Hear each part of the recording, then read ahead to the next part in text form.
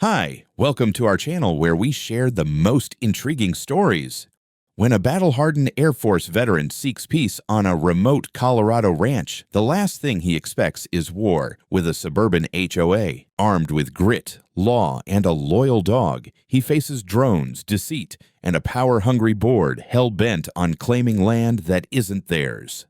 I'd spent 20 years in the Air Force, most of it stationed in places where the sun tried to kill you, and the neighbors had a habit of shooting back. So when I finally hung up my uniform, I wasn't looking for HOA-regulated peace and quiet. I was looking for silence. Real silence. No screaming leaf blowers at 7 in the morning. No passive-aggressive notes about mailbox color. And definitely no Community Standards Committee trying to fine me for leaving a shovel on my porch. That's how I ended up here, standing on 45 acres of rugged Colorado land, halfway between a pine forest and the edge of nowhere. The kind of place you don't find unless you're looking for it.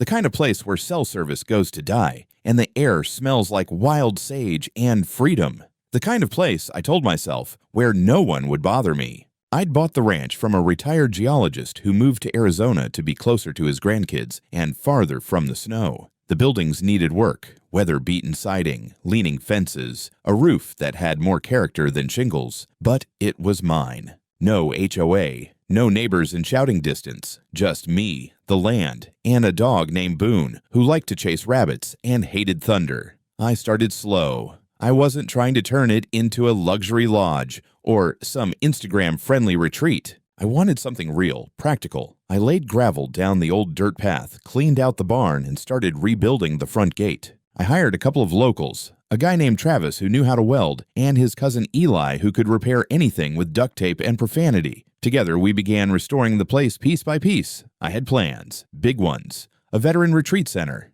a place where guys like me, with too many scars and too little patience for cities, could come breathe clean air, chop wood, and remember what silence sounded like. The kind of place the VA brochures never talk about because it doesn't involve fluorescent lights or pamphlets. My closest neighbor was Joe, an 80-year-old cattle rancher with a handshake like a vice and no filter. He came by with a six-pack and 2 mutts that looked like coyote hybrids, and we hit it off instantly. When I told him there wasn't an HOA in sight, he chuckled and spat into the dirt. Good. They tried to rope me into one 10 years ago. I told him they'd have better luck convincing a rattlesnake to wear pants. I didn't think much of it at the time. I'd done my homework, pulled maps, verified zoning, combed through legal descriptions that read like ancient curses. My land was clear, private, completely outside the HOA perimeter. That was the point. The first week went by in a blur of dust, diesel, and progress.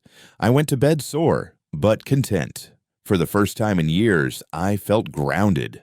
Like I'd finally found a place where I could just be a man with tools, a mission, and no meetings to attend. But on the morning of the second week, that calm cracked just a little. Not enough to sound the alarm, but enough to make me check the locks twice. I was out near the paddock when I heard the crunch of tires on gravel. Not the lazy kind of roll you get from delivery trucks or neighborly visits. This was deliberate, heavy, official. I wiped the sweat off my neck, half expecting Travis to show up with another broken chainsaw or some excuse involving Eli and moonshine. Instead, it was a black SUV, brand new, polished to a mirror shine with tinted windows and a logo on the door that made my stomach twitch. Saddle Ridge Estates HOA Patrol. 2 men stepped out, both wearing gray polo shirts tucked military tight into khakis, complete with tactical boots and little plastic badges clipped to their belts. One of them was holding a tablet. The other had a flashlight and a clipboard like he was about to grade my barn on curb appeal. I walked toward them calmly, but my jaw was already tight. Boone barked once from the porch and stayed where he was.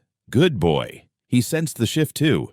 The clipboard guy barely acknowledged me as they stepped through the gate without so much as a knock or a howdy. They started walking the perimeter, making notes, taking photos, like I was some forgotten park installation they were cataloging for. Removal. "Morning," I said flatly, stepping into their path. "You gents lost?"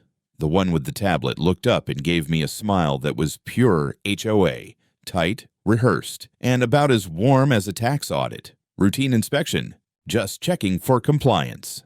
Compliance with what exactly? I asked, already knowing the answer would piss me off. He gestured vaguely at the land. Saddle Ridge estate standards. We've had reports of non-conforming structures and excessive equipment storage. I raised an eyebrow. You mean the barn that's been here since the Nixon administration, or my tractor? The clipboard guy didn't even look up. Your fencing also violates height regulations for this area. That's when I laughed, short, sharp, from the chest. I'm not part of your HOA. This is private property. You're trespassing. Tablet guy tilted his head, still smiling.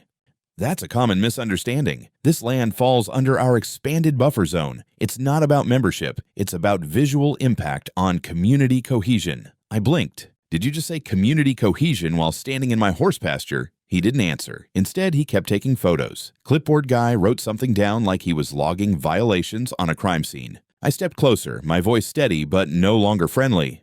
This is not your jurisdiction. You're not welcome here. You'll leave now, or I'll make a call. Tablet guy raised a hand in a mock calming gesture. There's no need for hostility. This is just a preliminary survey. If everything checks out, we'll be on our way. You've got 60 seconds, I said. Then the sheriff hears about this. That got their attention. Clipboard guy finally looked up. Tablet guy glanced at his partner, then at me. They exchanged a silent signal, one I'd seen 100 times in the military. Disengage.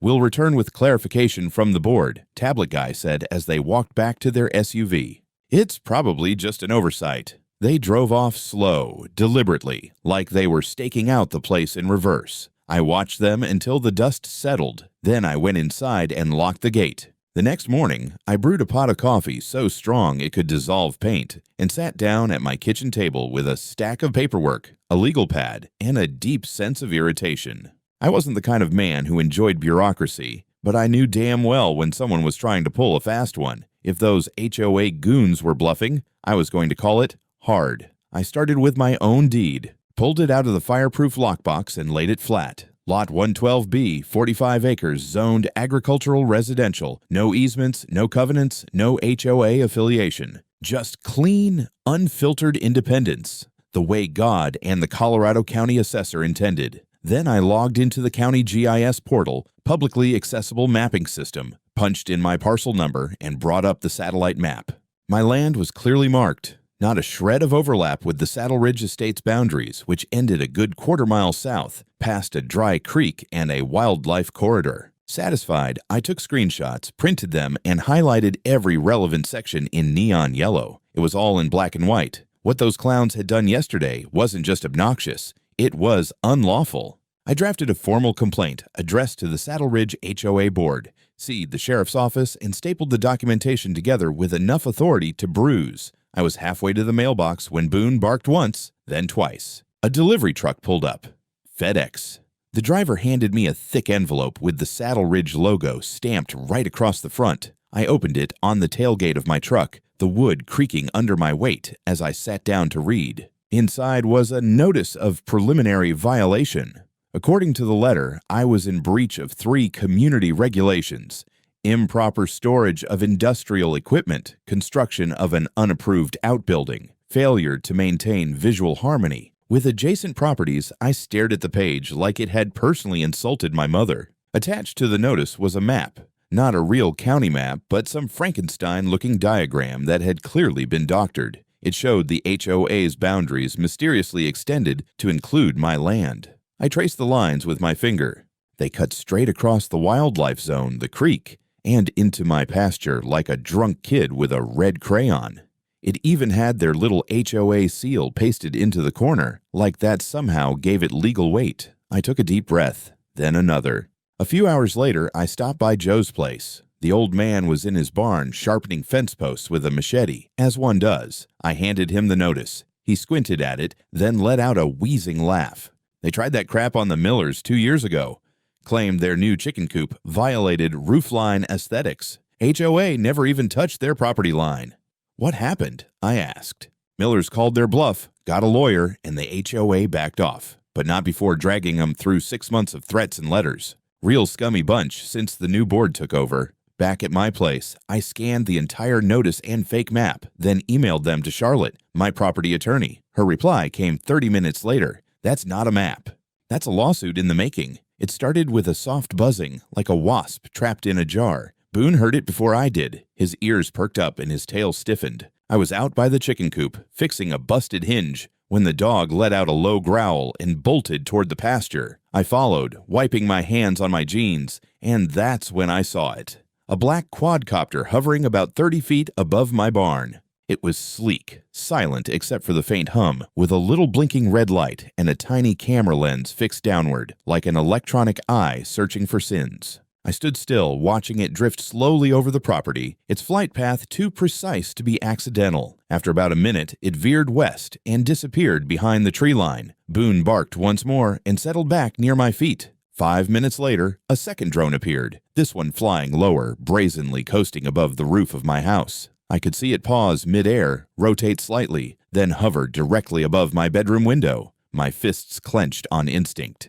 I'd dealt with surveillance before, military grade with clear intentions and fewer HOA logos. This was some middle management psyop wrapped in suburban entitlement. I grabbed my signal jammer from the garage. It was an old piece of gear I'd repurposed for training exercises, technically not illegal if you're careful. I flipped it on, and the drone above the window jerked midair like a puppet with its strings cut, then spiraled down into the grass behind the barn with a soft thunk. No flames, no explosions, just the satisfying silence of downed surveillance tech. That night, I reviewed my outdoor camera footage and spotted the first drone circling twice more after sunset. I made copies of the video, labeled the files, and sent them to Charlotte with a short note. They've escalated. The next morning, I called the sheriff's office again. This time, I gave them the footage, the drone itself, and the map from that bogus violation letter. The deputy who showed up was polite, young, and very practiced in the art of doing absolutely nothing.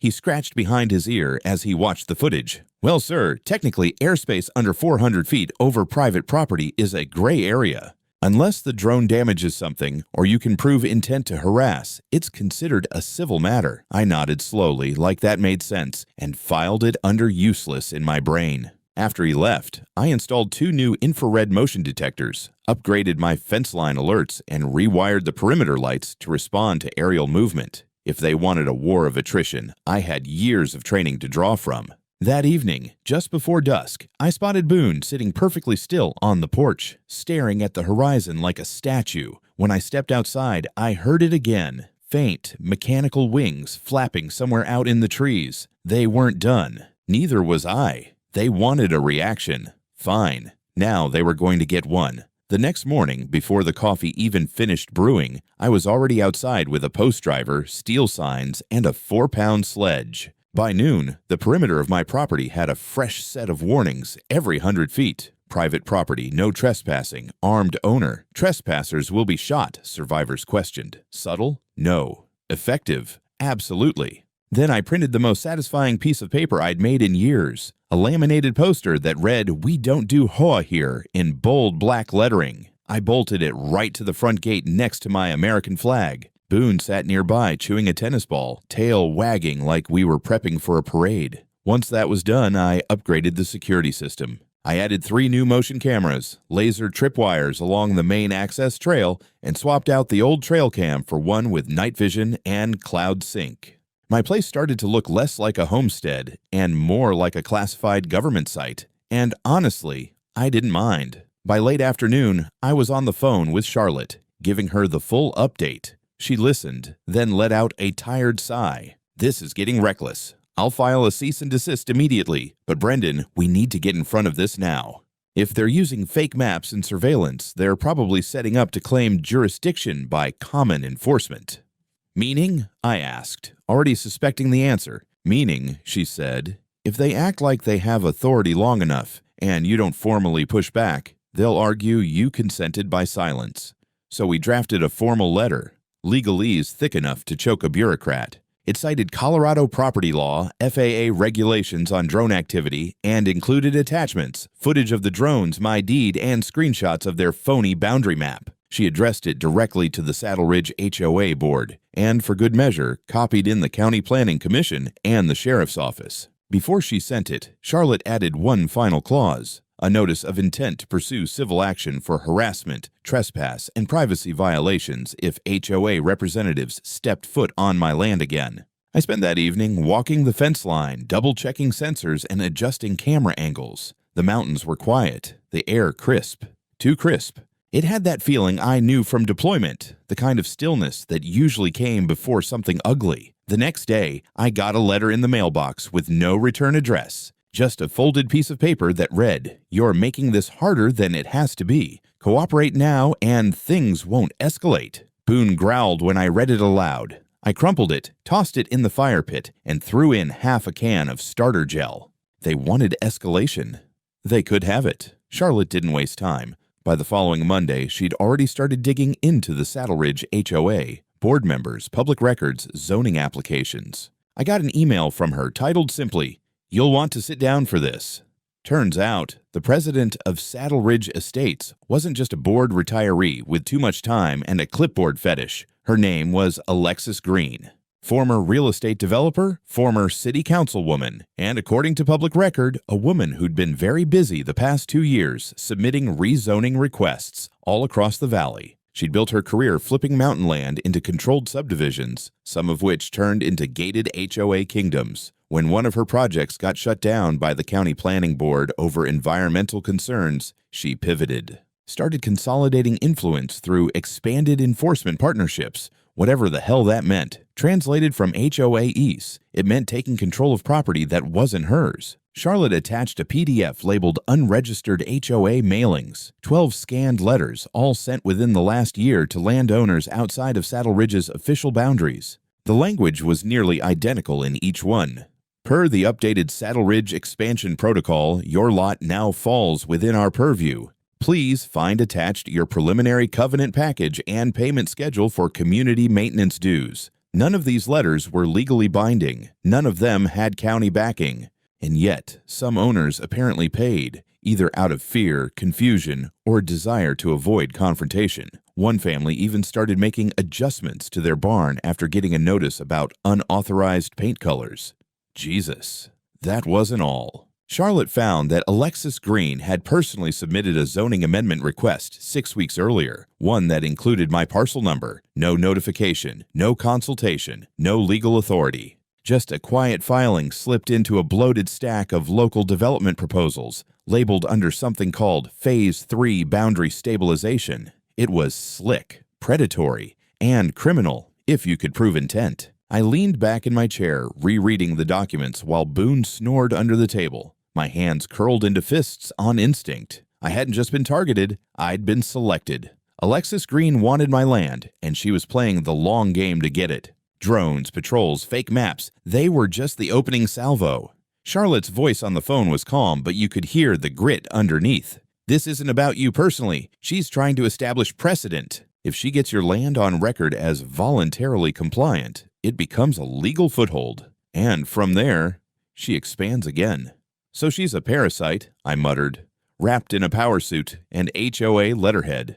She's dangerous, Charlotte corrected. And smart, but she overplayed her hand with that zoning application. Now we go on offense. She filed for an emergency injunction to freeze the zoning review process. Then she sent a formal demand for immediate removal of my parcel from all HOA documents, public or internal. As a final nail, she requested a cease in all surveillance activity under threat of civil litigation. I wanted to slam something. Instead, I walked outside, took a breath of cold mountain air, and stared at the tree line. Somewhere out there, Alexis Green was planning her next move. So was I. I hadn't planned on going public. Hell, I don't even like social media. But something about watching HOA suits manipulate maps and weaponize zoning laws just didn't sit right with me. I wasn't the only one who'd been targeted, that much was clear. And if Alexis Green was this comfortable pulling strings behind closed doors, it meant she'd done it before. Quietly, successfully. So I pulled out my laptop and wrote the post. I titled it, HOA Patrol Trespassed on My Ranch. I'm not even in their HOA. Then I laid it out. Dates, footage, the doctored maps, the drone harassment, the cease and desist letters, the shady zoning application that included my parcel number without.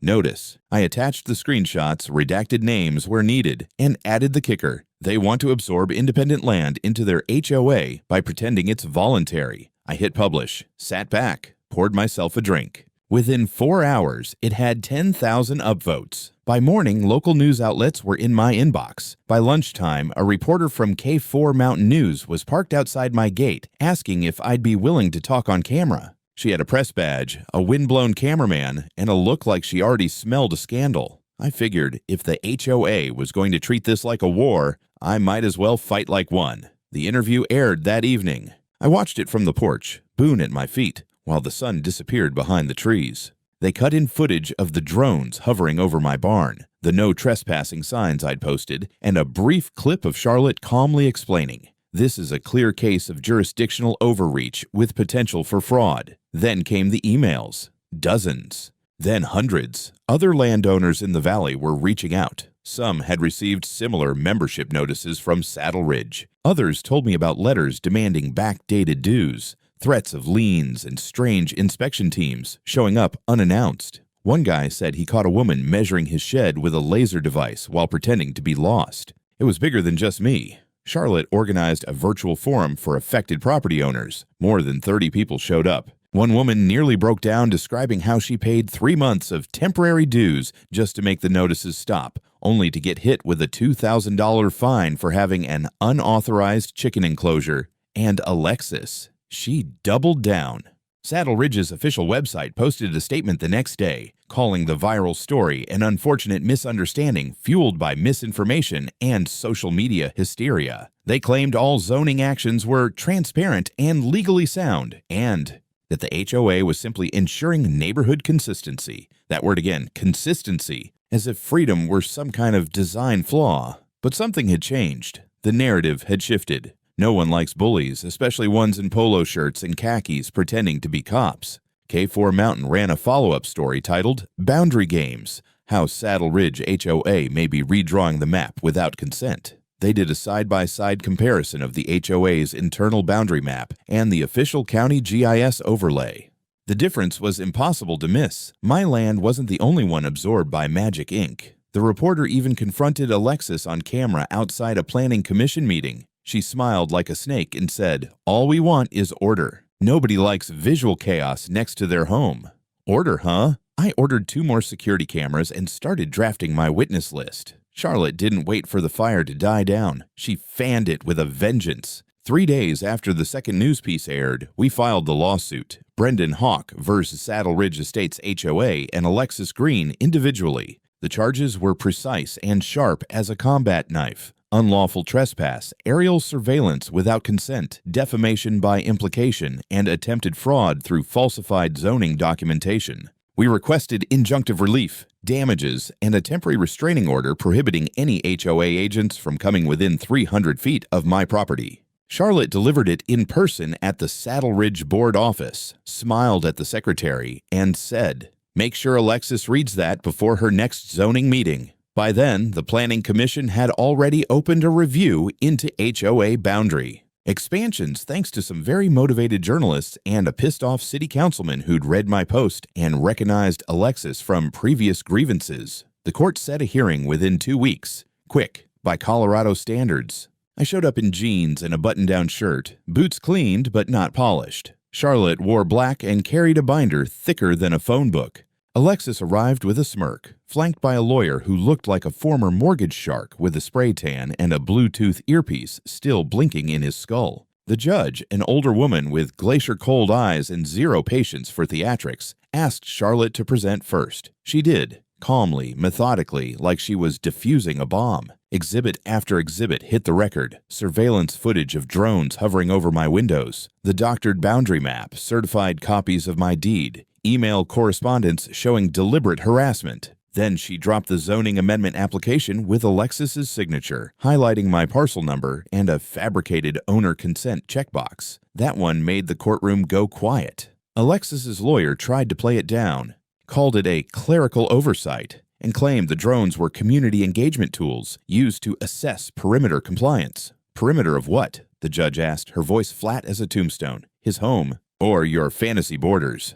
That was the turning point. The judge ruled in our favor on all counts of trespass and surveillance, issuing a permanent injunction against the HOA and Alexis Green personally. The damages awarded were $95,000, $70,000 for harassment and invasion of privacy, $25,000 in punitive for willful misconduct. She also referred the zoning application to the county prosecutor for investigation into fraudulent filings. Alexis didn't smirk on her way out. The moment the ruling was posted online, Saddle Ridge went into meltdown. Their official site was taken offline for maintenance. Residents began demanding an emergency board meeting. Anonymous letters from concerned members started showing up in local forums, asking whether our HOA leadership acted in our best interest. I didn't have to answer. The court had already done that.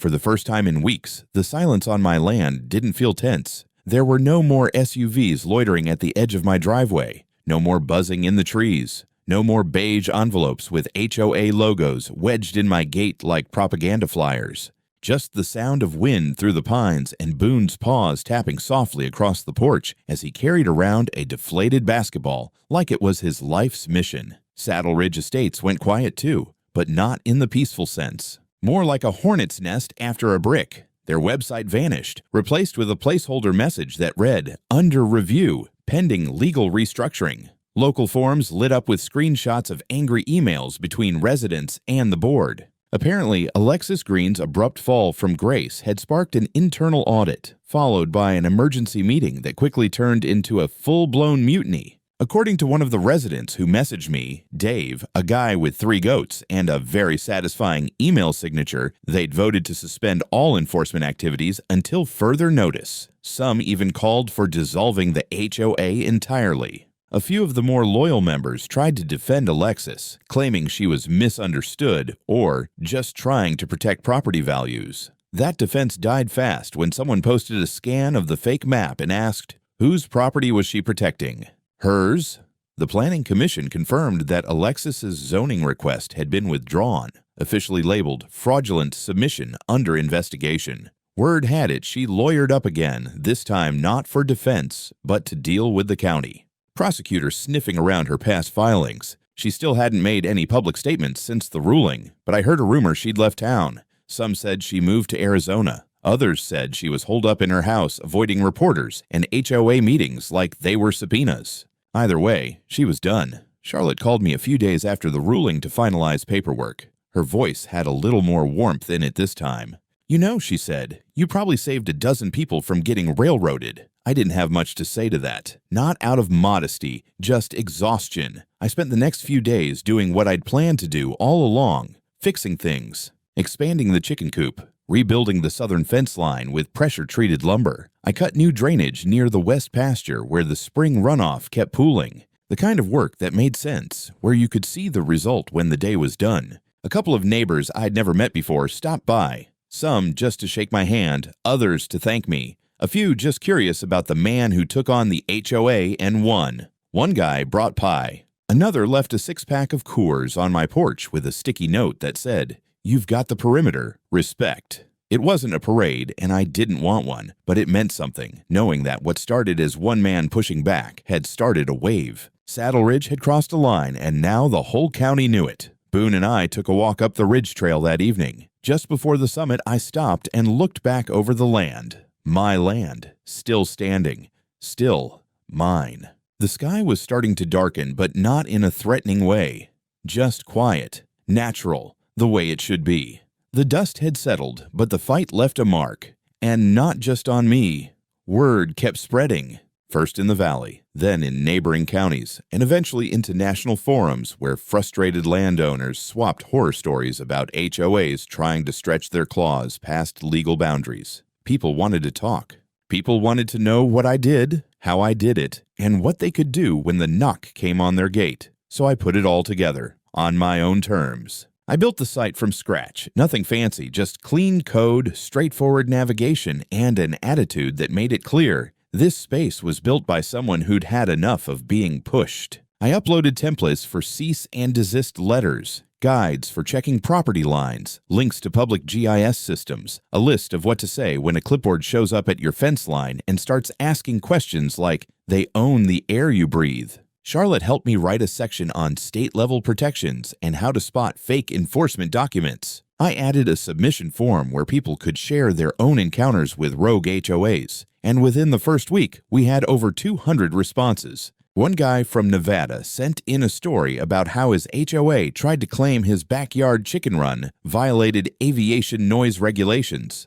Another woman in Texas posted photos of an unauthorized wind chime citation she'd received for hanging a small bell from her porch. It was like pulling the cork off a pressure valve. The stories just kept coming. I didn't plan to run a movement. I just wanted peace. But apparently, a little knowledge and a lot of stubbornness could go a long way. The veteran retreat I'd been dreaming about started coming together piece by piece. We cleared a section of land near the northern edge of the property, built a small cabin, set up a fire pit, laid down a gravel trail from the main house. A few of the guys from my old unit came out to help, men who'd spent more time in sand than soil, looking for somewhere they could just breathe. We chopped wood, cooked over open flames, sat in silence under stars so clear it felt like cheating.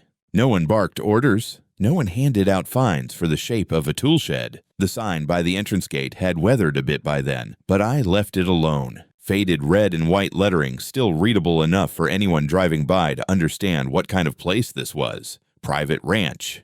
No trespassing. We don't do HOA here. Sometimes people pulled up just to take pictures. A few left thank you notes in my mailbox. One kid, must have been about 19, wrote, "My folks lost their house to an HOA fight. What you did meant something." I kept that note. Life wasn't perfect. It never would be. But it was mine now.